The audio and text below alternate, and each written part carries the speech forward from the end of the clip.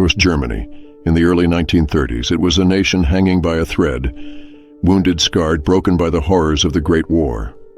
Picture it, a country crippled under the weight of the Treaty of Versailles, its people humiliated, and their economy in ruins. Men and women, once proud, now struggled just to survive. Bread lines stretched for blocks. Unemployment soared. The streets of Berlin were teeming with desperation. And yet, in the shadows of this collapse, there was something else stirring. A movement. A radical force that promised to restore Germany to its former glory. It was led by a man who had mastered the art of tapping into people's deepest fears and darkest hopes. That man was Adolf Hitler. But make no mistake, Hitler wasn't just some charismatic leader standing on a podium, giving fiery speeches. No. He was a man who understood something very important. That fear. Fear is the most powerful weapon of all. And he knew that to gain full control, he needed something big, something that would shake the very foundations of Germany and allow him to claim the power he so desperately craved. And then, it happened.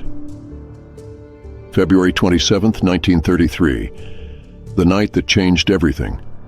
The Reichstag, the grand symbol of Germany's democracy, was engulfed in flames. The fire spread quickly, devouring the iconic building with an intensity that seemed almost unnatural. Imagine it, the sky glowing red over Berlin, the smoke billowing into the night air, and the people, terrified, confused, looking on as their government's heart was burning before their very eyes.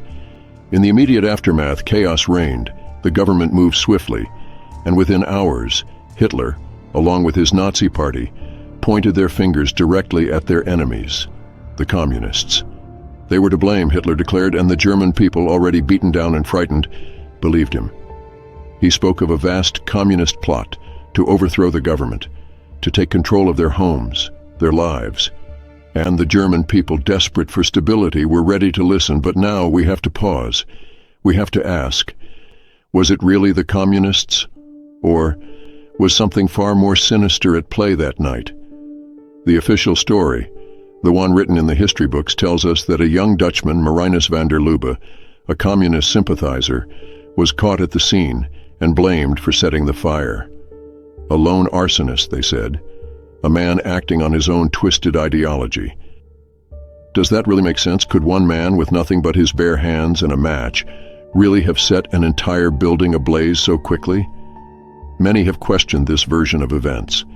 Historians, researchers, even those who lived through that night have wondered, was van der Lubbe simply a convenient scapegoat? A pawn in a much larger game? Because, you see, the timing of the fire was just too perfect. Just one day after the Reichstag was reduced to smoldering ruins, Hitler convinced President Hindenburg to sign the Reichstag Fire decree. This decree, my friends, was no small matter. It was a legal weapon, a tool that gave Hitler exactly what he needed to seize control. The decree suspended civil liberties in Germany. It stripped away freedom of speech, freedom of the press, the right to assemble, all gone. And with this newfound power, Hitler and the Nazis could and did arrest their political opponents. Thousands of communists, socialists, and anyone who dared stand in their way were rounded up, silenced. Just like that.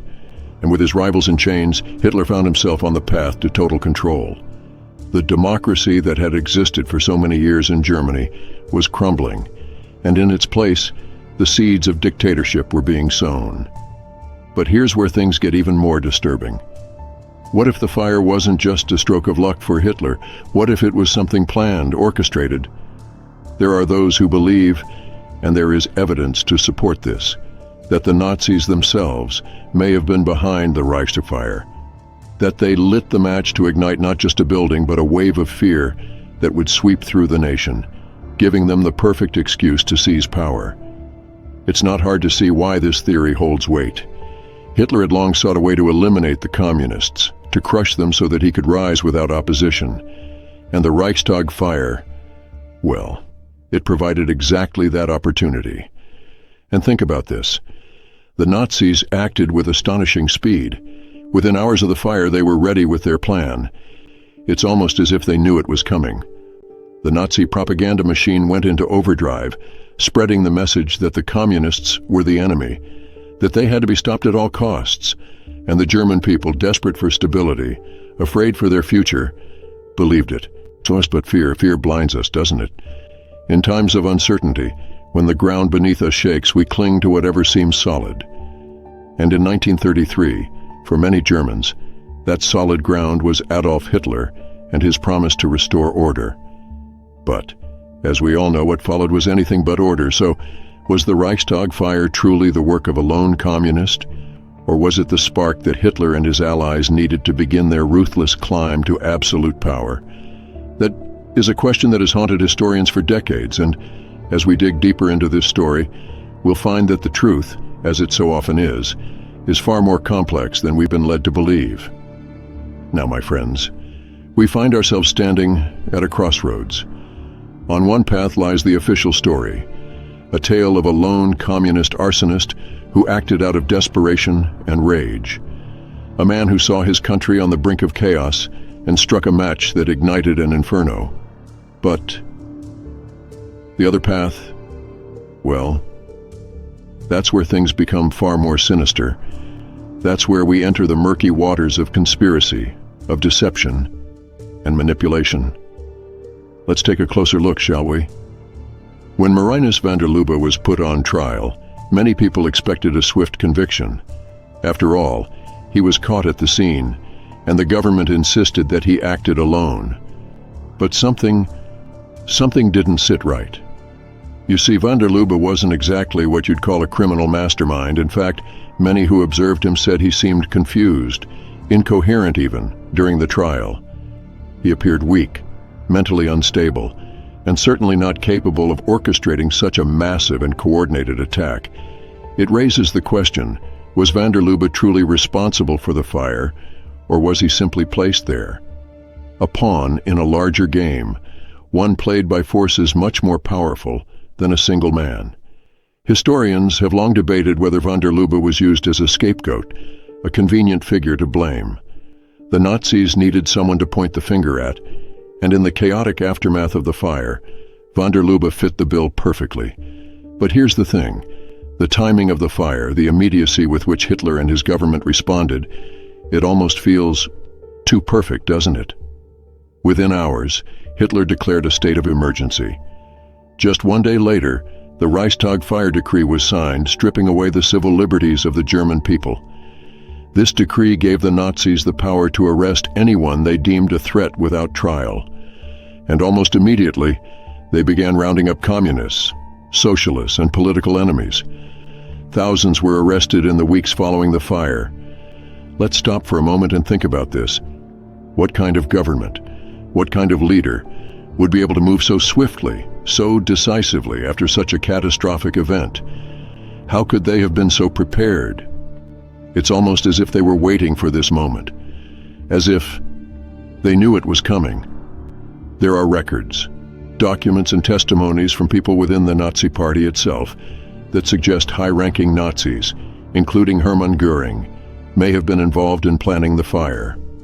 Göring, who was one of Hitler's closest allies and the head of the Prussian police, is quoted as having boasted, "The only one who really knows about the Reichstag building is I, for I set fire to it." Now, whether or not Göring was telling the truth remains up for debate.